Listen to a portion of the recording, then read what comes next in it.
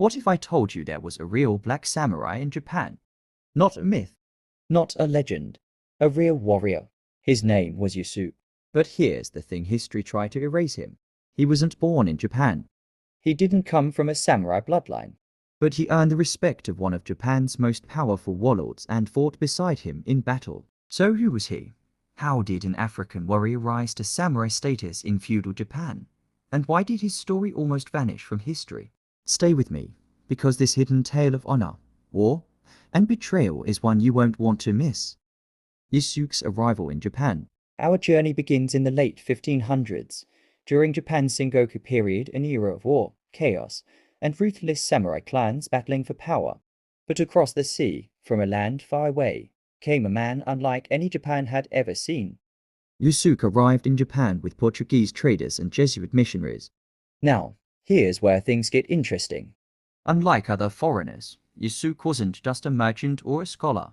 He was a warrior, strong, disciplined, and trained in combat. And there was one thing that made him impossible to ignore: his size.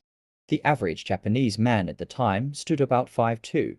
Yasuke, over 6 feet tall. But Yasuke wasn't just tall. He was built like a warrior, broad shoulders, immense strength, and battle-hardened experience made him a legend the moment he arrived.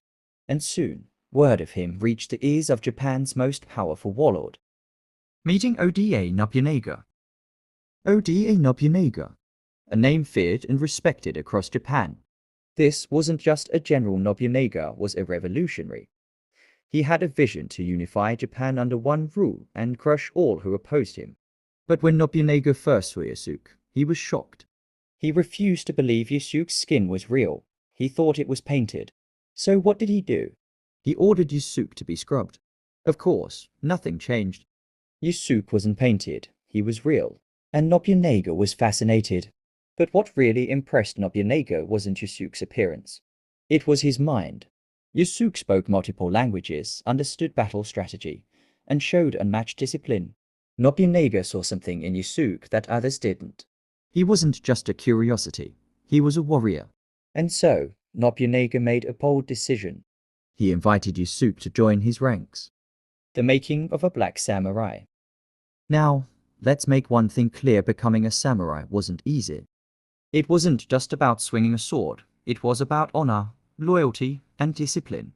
And Yasuke had all three. Over time, Yasuke mastered the way of the samurai. He learned the katana, perfecting precise, deadly strikes.